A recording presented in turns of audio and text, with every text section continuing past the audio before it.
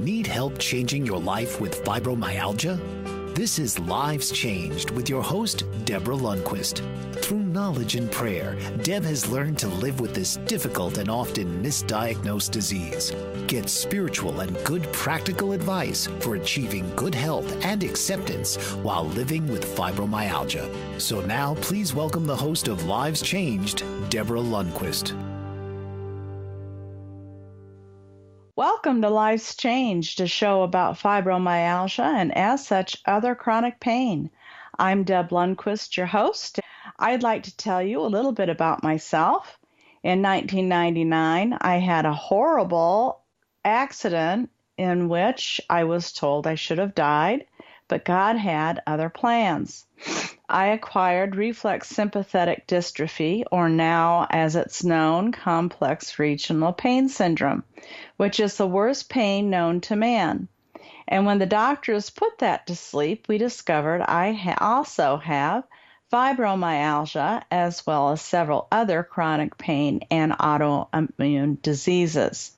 I do need to say I am not a doctor or in the medical field in any way. I am a patient just like you. I just have a lot of knowledge. I will not diagnose, suggest you start or stop any medications. I do like audience participation, even though I can't see you. So grab a pen and paper and write things down as you see fit. If you have any questions, write those down too. And then you can either email them to me at liveschangedradio@gmail.com. Also, you can reach me on Facebook on the support group, YOUR Fibromyalgia. You can get your questions answered there. You can also go to my webpage, DebLundquist.com. That's my name, DebLundquist.com. And you can send me a message from there. I also have articles on the webpage for patients, caregivers, doubters, family members, and even those who don't believe. I have a fun quiz about fibromyalgia where you can also learn quite a bit about it. I have the story of my life and how I got fibromyalgia. Access to the radio show where I list what all the shows are all about. Access to interviews I've done on other online radio shows. Access to all the natural products that I use and I sell, as well as other products that I'm developing along the way. I have a RSD-CRPS book from the patient's perspective that will be coming online and on Amazon really soon. I have an ebook that is comparing RSD-CRPS to fibromyalgia. This is a good place to send anybody who's interested. You can also call me personally at 815-214-9443. This is my Google phone that dials directly into my home phone. And if you don't get an answer, please leave a message. I will call you back. Again, that's 815-214-9443. The first thing that I like to do at the beginning of every show is have you repeat affirmations out loud with me. This is something that I feel is important to do every single day out loud. So if you haven't written them down, please do so because they really are important. First thing that I do is I go through them and explain why they're important. And then the second time I go through them, we'll do them all together. Beginning with, I am not alone. And we aren't alone. There are up to 10 million of us in the United States. Worldwide, there's over 20 million. So in the United States, that 10 million only includes adults. It doesn't include children and teenagers. It also doesn't include the undiagnosed or the misdiagnosed, or our warriors who are coming back with PTSD, which is then turning into fibromyalgia. So you see, that number is not quite accurate. I am beautiful or handsome, as the case may be.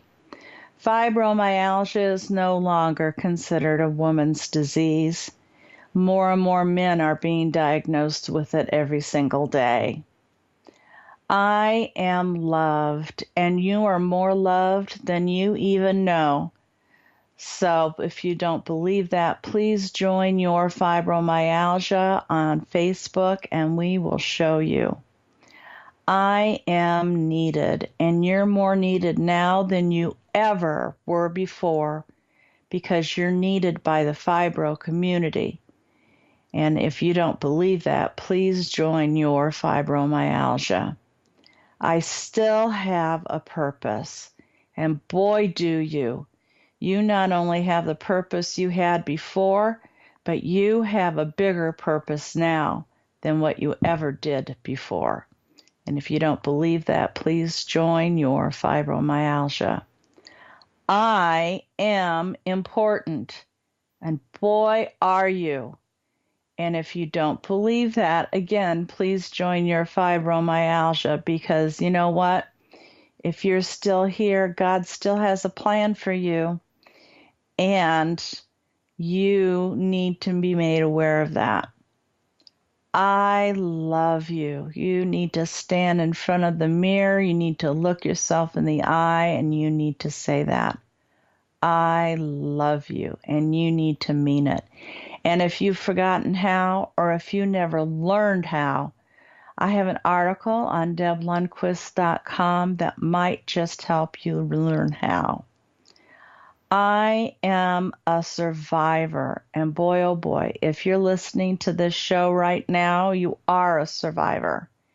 And if you're a survivor, you are a warrior, because you're fighting fibromyalgia.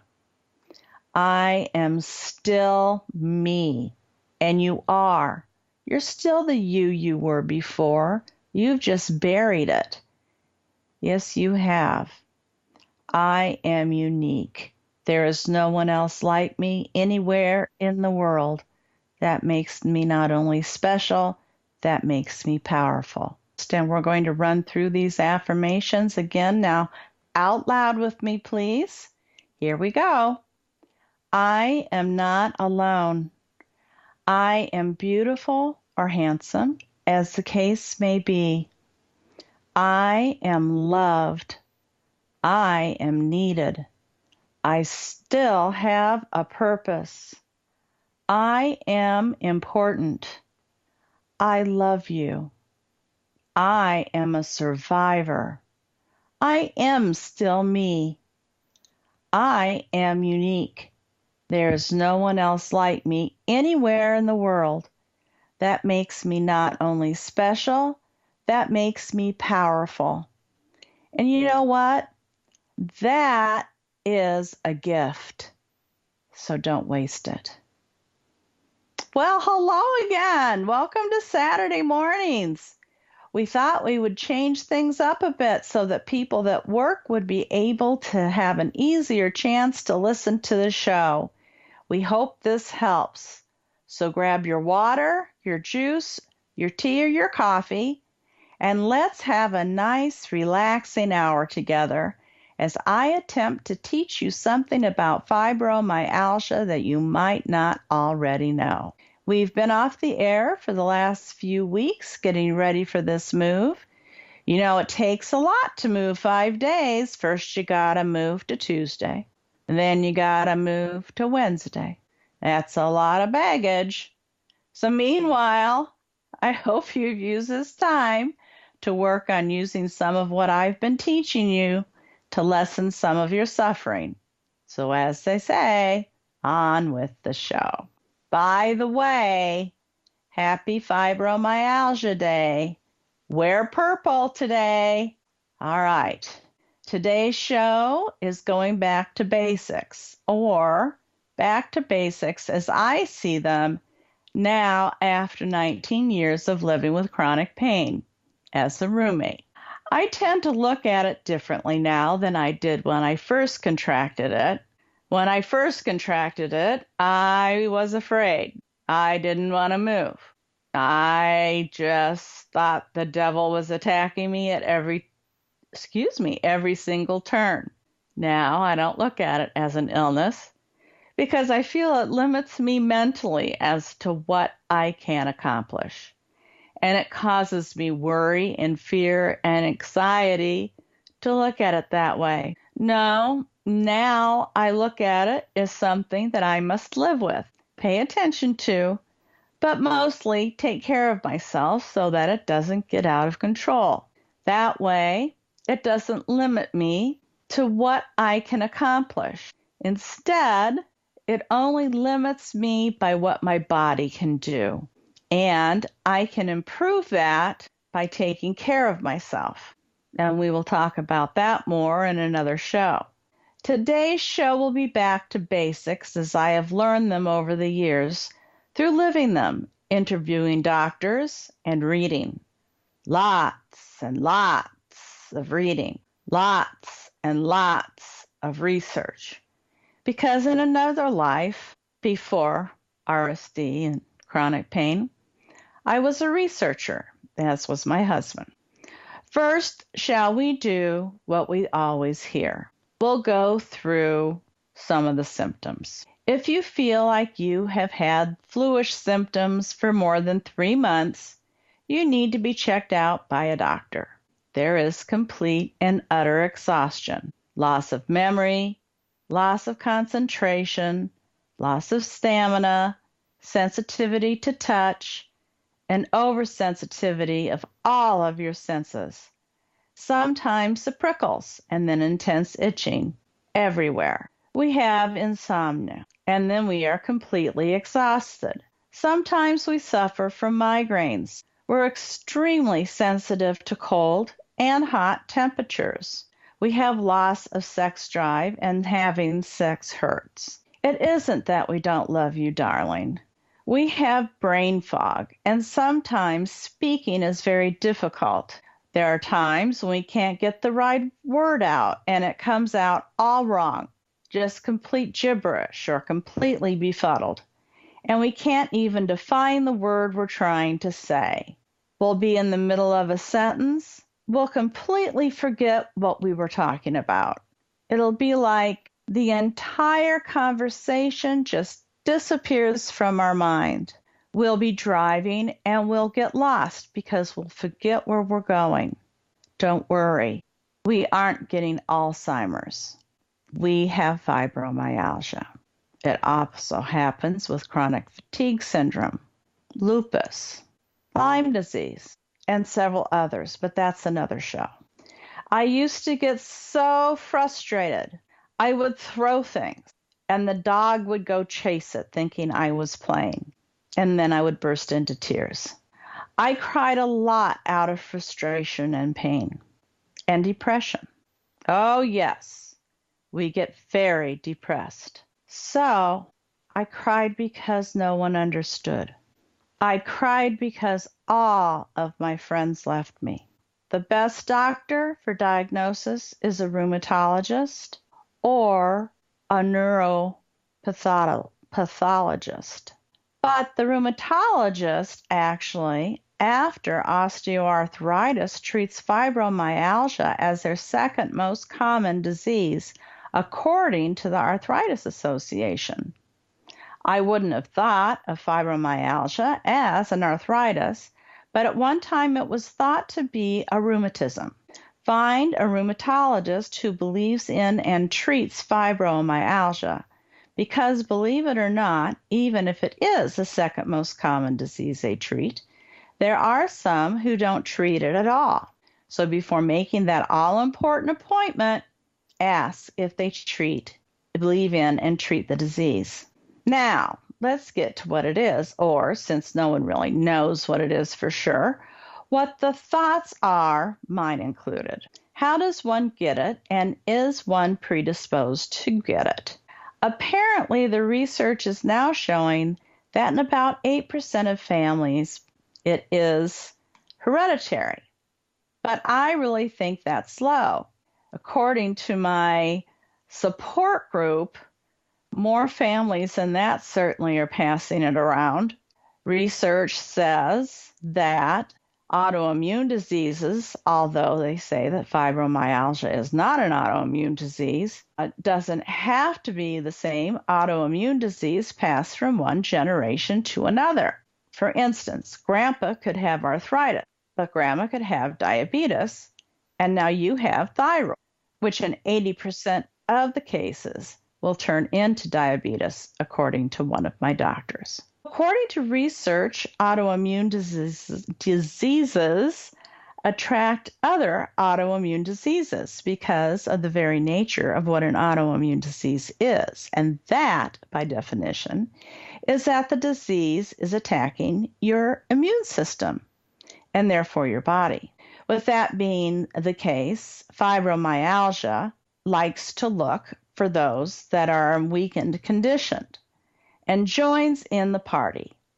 And pretty soon we have that too. And although it is not considered by most to be an autoimmune disease, it certainly acts like one. Yes, I talk about fibromyalgia like a living and breathing entity. That is because I feel that it has its own personality. It isn't the same exactly for everyone, and it isn't the same on each and every day or even each and every hour. If it acts up, just breathe deeply and wait. It will change, kind of like the weather in Illinois. How do you get it? That gets bandied about a lot too.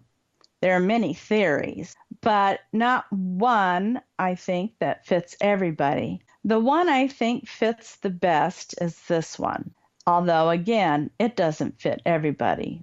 This is what makes this such a unique and hard diagnosis. I think that many doctors will agree with this, that we have muscle memory all the way back to our childhoods until finally one last catalyst finally happens, an accident, an infection of some sort, some kind of trauma, maybe a heart attack, PTSD from war, and bingo, fibromyalgia finally makes its appearance. And we don't really know what it is because sometimes it appears slowly, like the flu, and sometimes, bang, it hits hard. What type of childhood muscle memories? They could be abuse, illness, a lot of growing pains, bullying, lonely childhood, feelings of being abandoned, death of a parent, depression, on the list goes.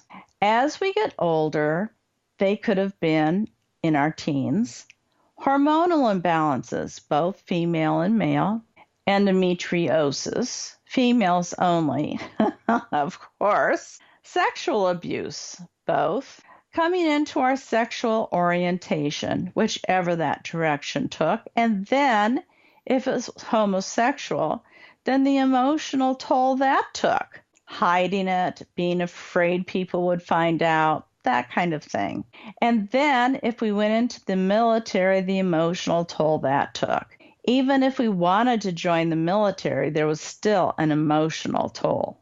Our lives, no matter how well or how hard they lived, have been emotionally filled. Surgeries and all types of negative experiences, and our muscles have stored up all of these memories. Remember, this is my theory, but I have heard doctors talk about this. Fibromyalgia takes advantage of this. I consider it a scavenger disease. That's how I look at it, as a scavenger. It's an ugly monster of a disease. To me, fibromyalgia became like a monster hiding under the bed that I didn't want to look in the eye. It was black with one eye. I have a really good imagination. It had one eye in the middle, and I was very frightened of it.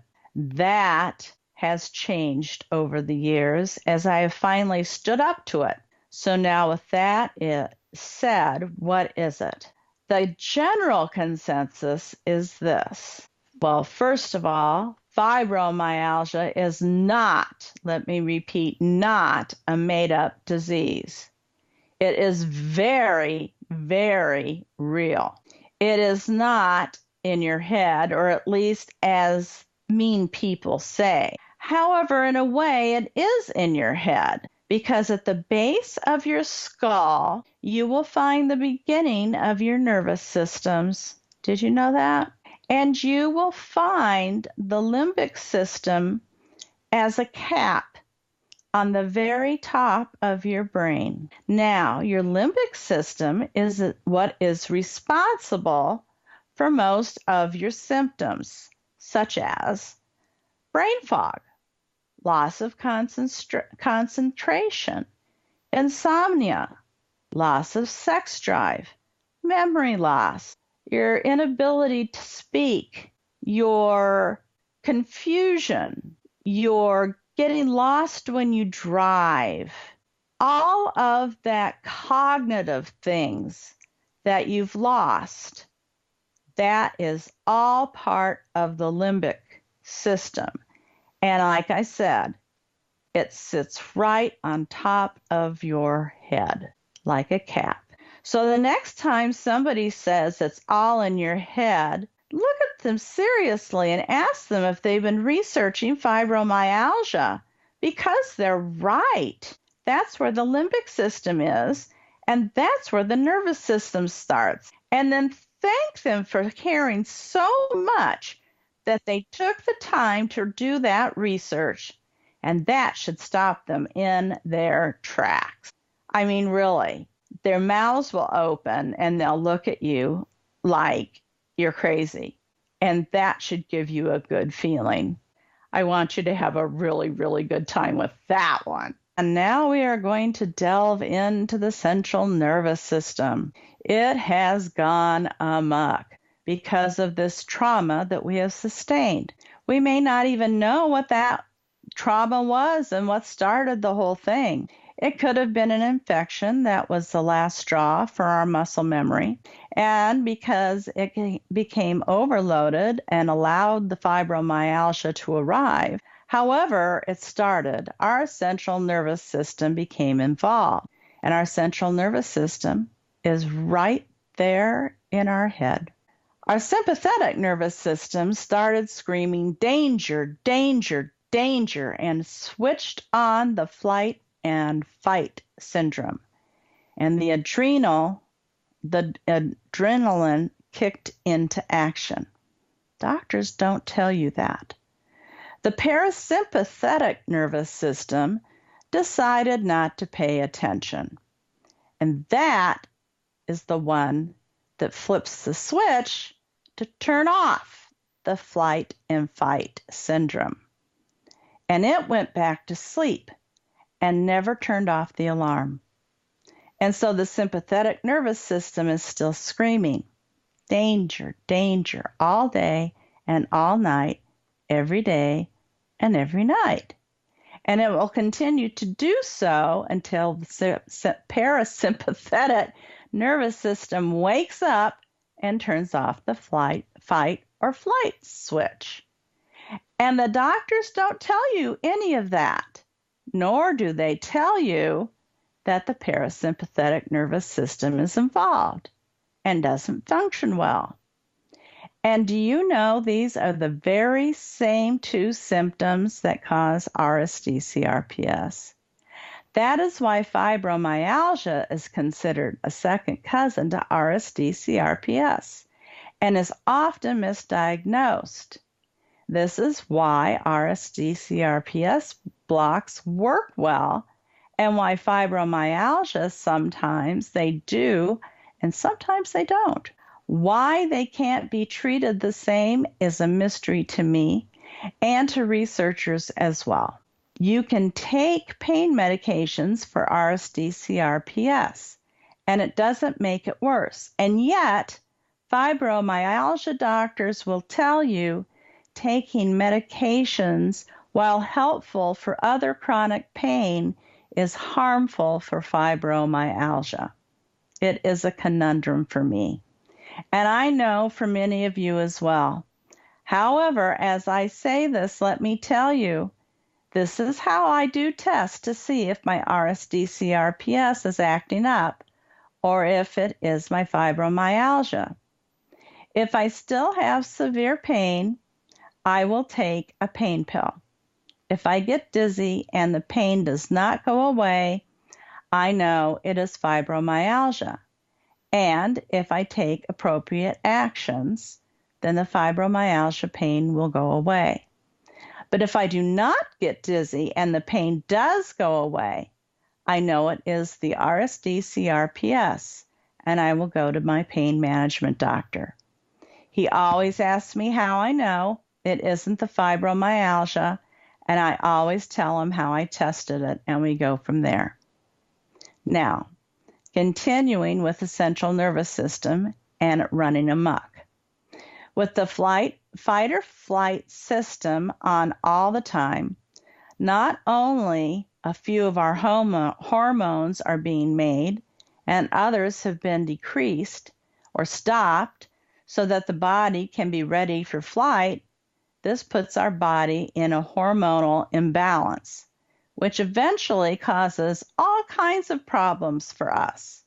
Our adrenal glands will eventually become stressed, and so it becomes extremely important that we work diligently on our attitudes, because believe it or not, our adrenal glands respond positively or negatively depending on our moods and attitudes, and can be faked out by improving our attitudes.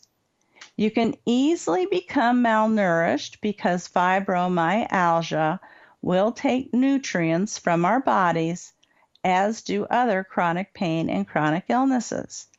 Because of this, our immune system becomes compromised, and we can develop leaky gut syndrome.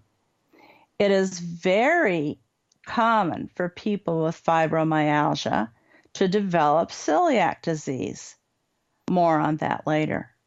And then, due to the compromised immune system and leaky gut syndrome, we can often develop a candida outbreak. This can be fixed without medication.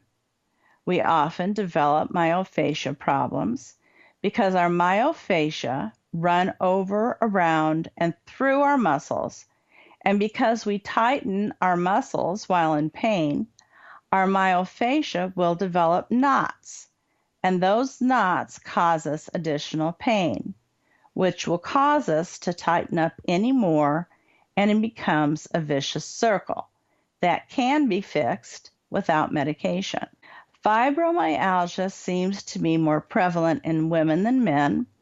However, that ratio is starting to change as more men become diagnosed with the disease. Our heroes are coming back from war with PTSD, and that is now starting to be diagnosed with fibromyalgia. This is no longer just a women's disease. Children and teens are also diagnosed with this, and they're calling it not just diagnosis, or not just fibromyalgia, but something else, but it's still fibromyalgia. And it's harder to treat with children and teens because it's harder to get them diagnosed. Once diagnosed, they're given adult drugs which weren't meant for children. This is a worrisome situation for parents and the medical community because it's hard enough to treat adults. There really is not a good protocol for kids. As a parent with fibromyalgia, it's hard.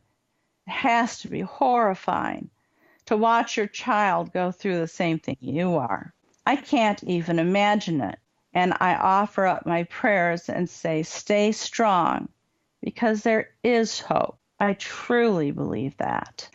There are some other symptoms, but these are the main ones that I've been talking about. Now, there are articles on the internet that say that fibromyalgia has 200 symptoms. These articles are not correct. If you read all those symptoms, you will find they include symptoms from other diseases that sometimes go along with fibromyalgia. Did you know fibromyalgia mimics so many diseases? We also read articles that say, what does this illness have to do with fibromyalgia? Just because we read these articles does not mean that we're going to get all of these illnesses. I hope you realize that. I have had fibromyalgia for 19 years now, and I have not developed any new horrific diseases than what I had before. I was diagnosed with fibromyalgia. Don't allow fear of what the future holds with fibromyalgia cause you to ignore taking care of yourself so that you don't build up your immune system in order for your body to fight off other diseases. It can be done. We don't need to allow ourselves to ask for problems. We contract this disease for a reason, and we may not know in this lifetime the why of it. However, how we handle it in the here and now is quite another thing, and that is completely up to you. Celiac disease is actually a food allergy to wheat, rye, barley, and oat gluten. This allergy is an autoimmune disease because when you eat these foods, your immune system attacks your gut, eating away the lining of your intestine, causing bloating and diarrhea as well as other nasty things. Eventually, the villi, which are tiny finger-like hairs in your intestine that absorb the nutrients from what you eat and drink and toxins, actually lay down and quit absorbing anything. Hence the malnutrition. And you'll start losing weight. Continuing to eat these foods will cause the lining of your intestines to thin, and then the joints of your intestinal wall will develop holes. At this point, all the good and bad in your intestine that help to break down your food and drinks, plus your immune system, will leach out into your bloodstream and start attacking your blood. This is called leaky gut syndrome. And the only way to fix this is diet. That is why my doctor had me start FODMAP diet. That's F as in Frank, O, D as in David, M as in man, A, P as in Peter. And he had me use the Stanford University FODMAP diet because it's the easiest one to follow. Plus, he had me start a probiotic. Now, research is showing we need to take a prebiotic as well. And this is what actually got my villi to stand up again. What I actually took was Flora-Fiber. However, that has now been put into one product. And so what I take now is from Herbalife, which I don't sell. Isn't that amazing? And is called probiotic. Yes, I know, but this has them both in it, and it is a non-dairy form. It's called the organic form, so I can take it. Many prebiotics have a dairy component, and I cannot take them. And as a side note, many people with celiac disease will develop an allergy to soy and milk as well. Also, people with fibromyalgia should not eat nightshade vegetables, which include peppers of any variety, potatoes, or tomatoes. I unfortunately had to test this because I always have to test the foods I'm not supposed to eat, and ended up with a migraine. Now, the candida, which normally lives in your gut, will leach out into your bloodstream when you have leaky gut. It will appear on your skin as a rash, almost like poison ivy, and will itch like the very devil.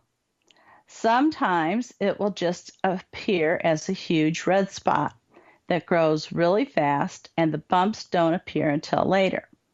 Sometimes it will appear really red and swollen and won't break out into bumps until you get the swelling down. I've had it 3 ways. It itches. It also shows up in my privates. And so I have taken care of it with my oils. I've called my doctor and said I have candida again, and he orders the same thing he gives me when it's in my privates. It usually takes 4 pills taken 3 days apart to get rid of it on my skin. But the first pill will kill the itching. It's nasty. But it is not, I repeat, not a part of fibromyalgia. It is part of not taking care of yourself and your nutritional needs. Now for that nasty prickling and then itchy feeling that nothing seems to help. Whenever I take a bath or a shower, as soon as it starts to steam up in the bathroom, here they come. As soon as I get hot, here they come. As soon as I start to be embarrassed, which is really hard for me, here they come. First the prickles, then the itching. When I feel the prickles, here's what I do. I will get a veggie cap from doTERRA. I will put 3 to 5 drops of lavender, again from doTERRA, into the veggie cap, and then I will take that with water. I always drink water. You could put 3 to 5 drops in a drink, but I don't like the taste. It just takes a few minutes for me, and the prickles and itches are gone. And I go on with my business at hand. That's how I handle that little issue. As far as the water is concerned, and this is really important, so please listen. Take your weight and divide it by half. This is how much water in ounces we need to drink every day to wash out those toxins and that we have put in our body daily through what we eat, drink, and breathe. Fibromyalgia is a living, breathing monster, but I won't let it run my life. The thing we have to realize is that we control it instead of letting it control us. Once we are diagnosed with fibromyalgia, our doctors will start giving us medications, muscle relaxants, medications to calm nerve endings, some medications for epilepsy that for some reason help fibromyalgia, antidepressants that in combination also help nerve pain. Some might try pain medication.